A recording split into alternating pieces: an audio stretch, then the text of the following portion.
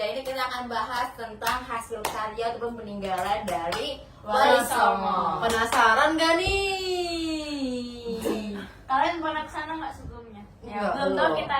Jadi bisa jadi ternyata pernah. kita nggak tahu aja, kan Iya. kita nggak lewatin kalau untuk pulang kampung. Gak pernah, aku mau punya kampung, gak mau di Jakarta. Iya. Kita itu lagi outing kampus, kampus, outing kelas. Gak pernah outing kelas. Kita lanjut aja. Aja yuk. Hasil karya yang pertama Kemarin oleh dari Sunan Gresik Gresik. apa aja? Jadi hasil karya peninggalan Sunan Gresik itu yang pertama itu adalah pendirian pesantren pertama nih guys. Pertama Itu pesantrennya. Namanya apa ya, Mbak? Parah. Entar kita tahu. Nah itu dia. Jadi Telat, itu telat. gambarnya ini adalah di Gresik nih guys. Dia adalah menjadi cikal bakal sistem pendidikan Islam di wilayah Jawa. Keren banget sumpah. Nah yang kedua ini adalah ditemukannya makam Sunan Gresik, bukan, di peninggalan makam Sunan Gresik. Itu menjadi pusat ziarah dan peninggalan sejarah yang penting gitu. Jadi kita bisa jadi kita ziarah ke makam Sunan Gresik nih guys, bisa Ya. kita. Insya Allah. Terus yang ketiga ini adalah penyebaran Islam melalui perdagangan dan pendidikan yang menjadi warisan utamanya gitu. Selanjutnya adalah hasil karya dari Sunan Ampel. Pertama ini didirikannya pesantren Ampel Denta yang merupakan pusat pendidikan Islam pertama di wilayah Jawa Timur.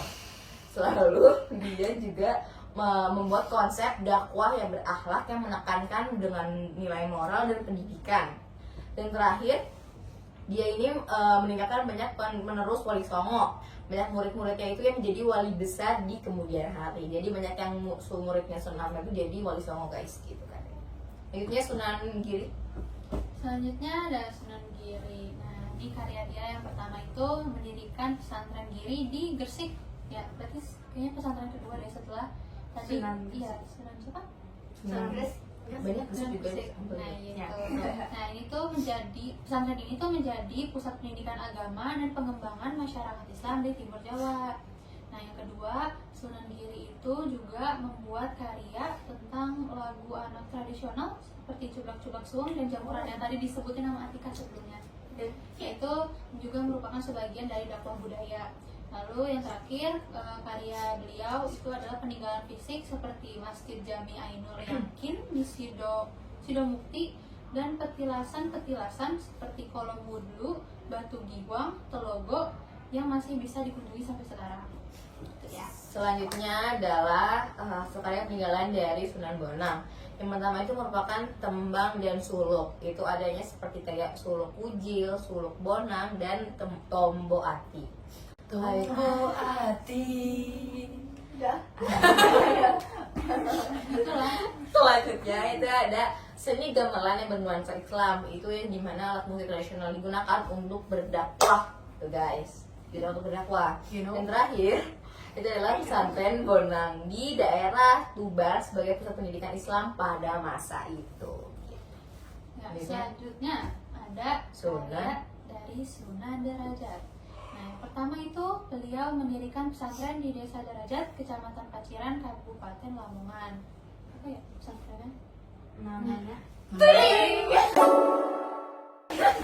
Itu dia tadi pesantrennya guys. Lanjut. Keren banget kita. Yang kedua karyanya yaitu menciptakan lagu tembang atau lagu tradisional Pangkur yang digunakan untuk dakwah melalui seni. Nah, terakhir yaitu ajaran sosial dan moral yang tertulis dalam falsafah hidupnya yang masih dijadikan inspirasi hingga kini. Selesai. Selanjutnya Lanjut. Sunan Kalijaga. Nah, aku akan bahas tentang hasil karya Sunan Kalijaga.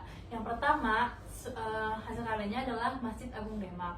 Nah, sebenarnya pembangunan Masjid Agung Demak itu dimulai oleh Raden Patah, Raja pertama Kesultanan Demak.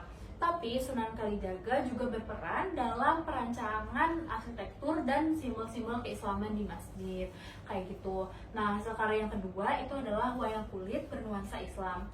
Beliau menciptakan wayang kulit yang disesuaikan dengan ajaran Islam.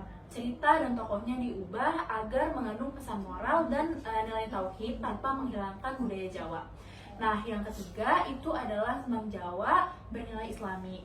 Sunan Kalijaga mengubah beberapa tembang Jawa seperti Lir Ilir dan Gundul-Gundul Pacul. Lagu-lagu ini tuh berisi nasihat tentang keimanan, kesederhanaan, dan semangat berbuat baik.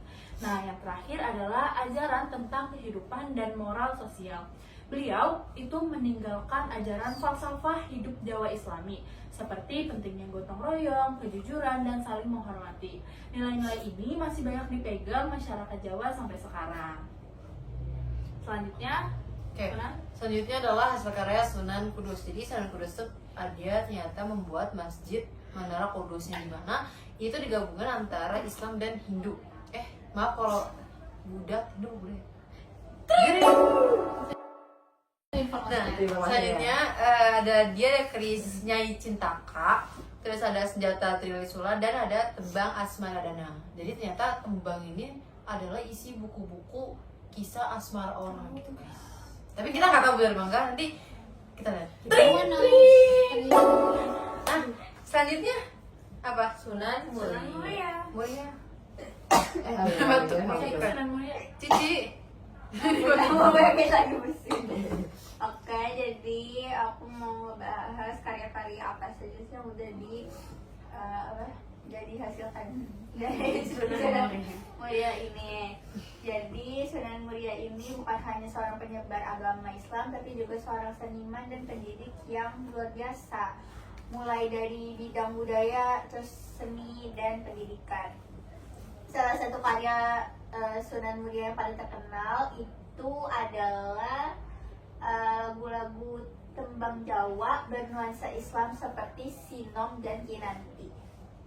Jadi melalui tembang-tembang ini beliau mengajarkan nilai-nilai moral dan ajaran Islam dengan cara yang lembut dan mudah diterima oleh masyarakat. Bayangkan masyarakat waktu itu bisa belajar tentang kebaikan, kesabaran, dan keimanan lewat nyanyian yang indah. Jadi mantap. Iya. Selain itu, Sunan Muria juga berperan besar dalam mengembangkan kesenian gamelan dan wayang. Beliau tidak melarang kesenian tradisional, tetapi justru memanfaatkannya untuk berdakwah. Cerita-cerita wayang diberi makna baru yang sejalan dengan ajaran Islam. Cara yang sangat bijak untuk memperkenalkan agama tanpa mematikan budaya lokal. Selanjutnya, siapa nih? Nah, yang terakhir adalah Sunan Gunung Jati. Beliau menghasilkan karya atau peninggalan berupa memperbaiki atau membangun infrastruktur jalan. Jadi jalan-jalan itu banyak yang dibenerin, lalu mengembangkan seni suara, ukir, pahat, dan kesusastraan. Lalu ada peninggalan yang bisa kita datangi, yaitu Masjid Agung Cirebon yang tentunya di Cirebon. Dan pasti. lalu ada yang namanya tradisi dlugdak saat Ramadan ya. Jadi tradisi ini itu untuk menyambut bulan suci Ramadan, Ngapain tuh yakni tradisinya? itu menabuh beduk usai melaksanakan ibadah sholat asar sebelum bulan Ramadan tiba. Nah, ini tradisi ini sebagai penanda masuknya bulan Ramadan, mengingat dulu itu belum ada pengeras suara atau yang berbau teknologi yang gitu belum ya ada. seperti itu belum ada, jadi menggunakan beduk. Oleh karena itu, tabuhan ini sebagai penanda informasi masyarakat bahwa bulan suci Ramadan sudah dimulai. Seperti itu. Keren banget ya hari ini, sangat-sangat berisi gitu. Masya Allah. Berfaedah lah intinya lah ya. Bobot. Dapat materi dapat apa? Ilmu baru. Masya Allah, Masya Allah. Jadi, Inilah ke 27 materi dari Podcast Wali Songo. Itu lagi dari podcast kali ini guys. Ya. Yes. Sudah sekian sekian dari kami. Sekian Mohon maaf apabila ada kata-kata yang kita salah banyak banget. Ada yang tak pantas, kami mohon maaf sebesar-besarnya karena kami hanya manusia yang Mohon tak maaf. luput dari salah. Mohon maaf. Absen. Sal. Saya bersatu di dalam Dovani. Saya kedua Aliza Rizka. Saya keempat Anissa Zara. Iya. Anissa Zara. Saya keenam Atika Salsabila. saya ke-20 Maharani Bunga Masa. Saya ke-31 saya makanya berpisah. Sekian dari Ompong. Sekian. Sekian dari kami. Wassalamualaikum